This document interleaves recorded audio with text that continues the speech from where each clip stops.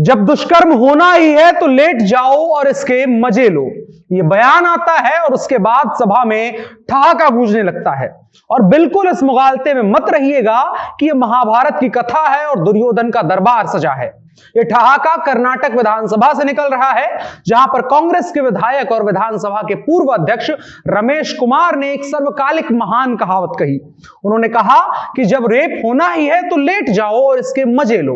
कर्नाटक विधानसभा के अध्यक्ष विश्वेश्वर हेगड़े इस बयान पर कोई एक्शन नहीं लेते हैं, बल्कि इस बयान का मजा लेते हैं और वो भी ठहाका लगाकर हंसने लगते हैं।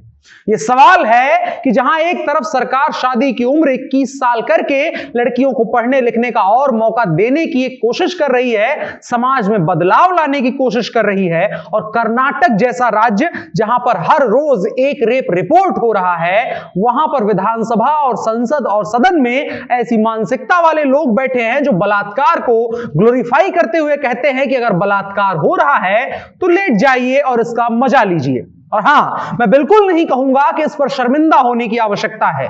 यह अपने समय का बेहद जरूरी बयान है और इस मानसिकता के जितने भी लोग हैं उनको ऐसे बयान कम से कम एक बार दे ही देने चाहिए, ताकि वो कभी भी किसी भी महिला कल्याण कार्यक्रम के मुख्य अतिथि बन करके ये डिसाइड ना करने चले जाएं कि महिलाओं के लिए क्या बेहतर है, महिलाओं के लिए क्या गलत है, महिलाओं को क्या करना चाहिए, महिलाओं को क्या नहीं। ऐसी बीमार मानसिकता के लोगों और समाज के लिए कोढ़ बन चुके लोगों को अपनी मानसिक मवाद पूरी तरह से बाहर निकाल देनी चाहिए, ताकि हमें पता चल सके कि जिन विधायकों को, जिन नेताओं को हम जननेता कहते हैं और संसद और सदन में उनको इसलिए बैठा देते हैं ताकि वो हमारी बेहतरी के लिए बात कर सकें, बातचीत कर सकें, कायदे कानून बना सकें। वो लोग विधानसभा को दुर्योधन की सभा बना करके कर्नाटक विधानसभा में और देश की लगभग सभी विधानसभाओं में बलात्कार जैसे संगीन जुर्म और संजीदा अपराध का मजाक बना रहे हैं। यह एक पार्टी या किसी एक राज्य या किसी राजनीतिक विचारधारा की बात नहीं है। यह समस्या उन तमाम नेताओं में है जिनको लगता है कि विधायक बनने के बाद, सांसद बनने के बाद, मंत्री बनने के बाद उनको यह अधिकार मिल जाता है कि वो कहीं भी बैठ करके किसी का भी मजाक बना सकते हैं और कोई उनके खिलाफ कुछ बोल नहीं सकता। वो जो बोलते हैं वो हमेशा से लक्ष्मण की एक रेखा हो जाती है जिसके पार कुछ होता ही नहीं है। आज मौका मिला है तो भारतीय जनता पार्टी के नेता इसके खिलाफ बोल रहे हैं, समाजवादी पार्टी की सांसद जया बच्चन इसके खिलाफ बोल रही हैं कि अब यह शर्मनाक व्यवहार है। लेकिन जया बच्चन को यह नहीं भूलना चाहिए कि उन्हीं पार्टी के मुखिया मुलायम सिंह का वो बयान जहां पर वो छेड़खानी के मामले पर कहते हैं कि लड़के हैं, गलती हो जाती है। स्मृति ईरानी ने कहा कि यह बेहद शर्मनाक है कि कांग्रेस के नेता महिलाओं के बारे में ऐसा शर्मनाक बयान दे रहे हैं। महोदया, आप कुलदीप सेंगर का नाम कैसे भूल सकती हैं, जिसको बचाने के लिए तकरीबन 3 साल से ज्यादा वक्त तक आपकी पूरी पार्टी खड़ी रहती है और उसके पीछे उस लड़की का पूरा परिवार बर्बाद हो जाता है, उनकी हत्याएं की जाती हैं। नाम जुड़वाने आएंगे तो देश के 29 राज्यों में कोई ऐसी विधानसभा नहीं बचेगी जहां पर ऐसे दुर्योधन ना रहते हों। लेकिन आपको समझने की आवश्यकता है कि इन लोगों को बस मौका चाहिए अपना मानसिक वमन करने के लिए।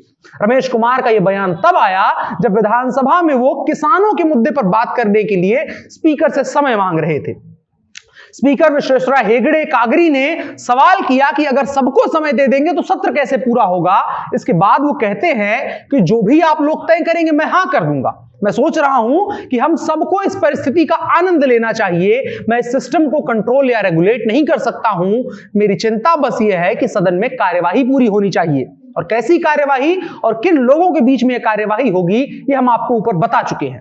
स्पीकर जब ऐसा कहते हैं तो उसके बाद रमेश कुमार ने उनके बयान की तुलना रेप पीड़िता से कहते हुए कहते हैं कि अगर रेप हो रहा है तो स्थिति ऐसी ही है, इसका भी आप मजा लीजिए। उनके बयान पर स्पीकर के साथ साथ समाज से आने वाले तमाम सदस्य एक साथ खिलखिलाकर हंस पड़े, जैसे नवजोत सिंह सिद्धू ने कोई जोक मार दिया हो। हालांकि कर्नाटक विधानसभा में दिए गए बयान के लिए एमएलए रमेश कुमार की जब निंदा हुई और तमाम लोगों ने कहना शुरू किया तो उन्होंने माफी मांग ली। उन्होंने ट्वीट करके कहा कि विधानसभा में रेप पर दिए गए अपने बयान के लिए मैं माफी मांगता हूं। ऐसे गंभीर अपराध का जिक्र मैंने मजे के तौर पर कर दिया, ये मेरा इरादा नहीं था।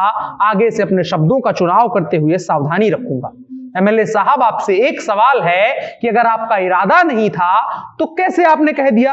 हिंदुस्तान की जो सजा का प्राविधान है, अगर उसमें कोई गैर इरादतन हत्या भी करता है तो उसके लिए भी बाकायदा सजा का प्राविधान है, तो आपके लिए भी सजा का प्राविधान होना चाहिए। आप माफी मांग करके सिर्फ यह कह करके मेरा ऐसा इरादा नहीं था, आप उससे बच नहीं सकते हैं। और आप भी गिनते रहिए, जो लोग ये वीडियो देख रहे हैं, कि ऐसे कितने लोग समय समय पर ऐसे बयान देते रहते हैं, और कई लोग आपकी राजनीतिक विचारधारा से जुड़े होंगे और कई बारी आप उनके साथ में स्टैंड लेने वालों की फहरिस्त में शामिल होते हैं। इस वीडियो को देखने के बाद अगर जरा सी भी अकल आई हो तो सोचिए कि जरा सी 10, 20, 50 साल की एक पार्टी के लिए आप किस हद तक गिर सकते हैं। बाकी मेरा नाम अनुराग मिश्रा है, आप जनता जंक्शन देख रहे हैं। अगर ये वीडियो आपको जरूरी लगा हो और साझा करना अगर आपको जरूरी लगता हो तो जरूर साझा करिए और अपनी राय भी कमेंट बॉक्स में हमें बता सकते हैं। शुक्रिया।